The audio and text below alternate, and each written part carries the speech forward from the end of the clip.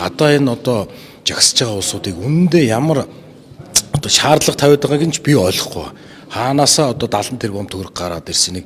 Эхлээд анх гарч ирэхдээ над улсууд чинь сошиалор сэвэд 30 тэрбум төгрөгийн асуудал ирсэн. Дараа нь 60 болсон. Одоо 70 болсон.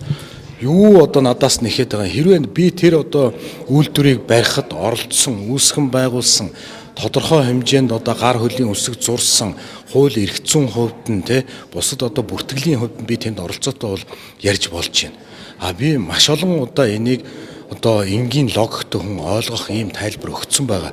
Юу гэвэл миний дүү одоо энэ жил 45 6 хүрж байгаа насанд хүрсэн ийм эр хүн.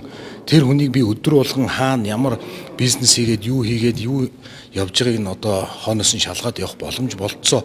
Төрсөн дүү байтугай төрсөн хүүхдүүдийн асуудлыг үнэхээр өглөө гараад орой гэртээ орж байгаа улсууд мэдэхгүй шүү дээ. Гэхдээ нэг хэн ийм энгийн ойлголт байгаа.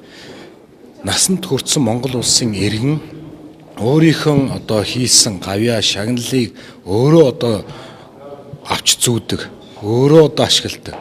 За хийсэн одоо гэмт хэрэг одоо бусад хууль эрх зүйн хувьд нь бүгд л ийм байгаа шүү дээ. Тэгэхэд одоо миний төрсөн дүүгээр одоо шалтгаалж улс төрийн ийм нөхцөл байдалтай өнгө аястай ахан их хурлын гишүүн ахан сайд юм байна. Ерөөсөө л энэ хотын одоо энэ засаг даргын асуудал, хотын намын даргын асуудлаас үүссэн юм сүүлийн одоо хагас жил явж штэ 12 сараас хойш. Одоо үүнийгээ зогсоо аль шатанда ажиллаа хиймээр салбарын ажил ярил би одоо саяных шиг маш тодорхой одоо ажлууд маш олон ажлууд хийж байна. Энэ ажлуудаа хийх юм бүрэн боломж болцоотой. Нэг асуулт асууж энэ яг орон сууцны цалинтай холбоотойгоор нэг улсын бүртгэл ерөнхий газар бүртгэж авдаг шиг энэ тийм систем чинь боловсрол олох хөлнөслөгс сайн зориг гишүүн санаачилж ах шүү гэсэн. Энийг засгийн газраас дэмжээгүй гэдэг нэг юм яваад ирсэн л та. Улсын хурлын гишүүд бол хуулинд өөрчлөлт оруулахдаа зөвхөн одоо нэг тухайлсан одоо жишээ нь барилгын хуулийн дээр таны сайн асууж байгаа шиг залинтай холбоотой нэг л ийм одоо зүйлийг одоо оруулах ийм нэмэлт өөрчлөлтүүд хийгээд байгаа. Бидний хувьд болохоор мэдээж мэрэгжлийн яам ажиллаж байгаа маш олон эрдэмтэн судлаач нар энэ салбарт олон жил ажилласан энэ одоо салбарын гол одоо мэрэгжлийн улсууд байгаа. Энэ дээр сүүлийн бүтэн 2 жил бид нэр ажиллаад барилгын ерөнхий хуулийг одоо улсын хурлд өргөн барихад бэлэн болсон. Тэгэхээр энэ дотор бол дандаа цогцоор нь авч бид нэр улс суурьтай одоо дараагийн асуудлууд гарахад нөлөөлөхүйц одоо ийм асуудлуудыг энэ хуулинд одоо бид нэр шигтгэж оруулж л одоо явж байгаа. Харж чагсаалт гаргах агуулга туссан болоо. Жишээ нь одоо ийм байгаа хараа.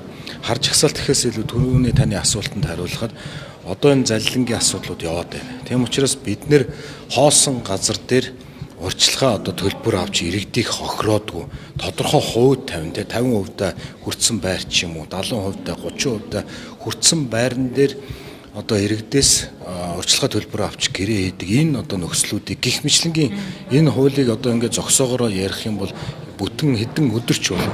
Тийм учраас их хурлд өргөн барина байнгын хороодоор бас одоо хилцэгдэн тэгээ ингээд одоо явах байхаа. Түүнээс яг улсын хурлын гишүүд мэдээж өөрснийхөө одоо тойргийнх нь гишүүдийн санал болгосон тэр сенсацлж байгаа энэ ажлууд дээр тодорхой хэмжээний одоо хуулийн өөрчлөлтүүдийг бага одоо косметик засварын өөрчлөлтүүдийг оруулах нь бол өөрийнх нь бүрэн эрх.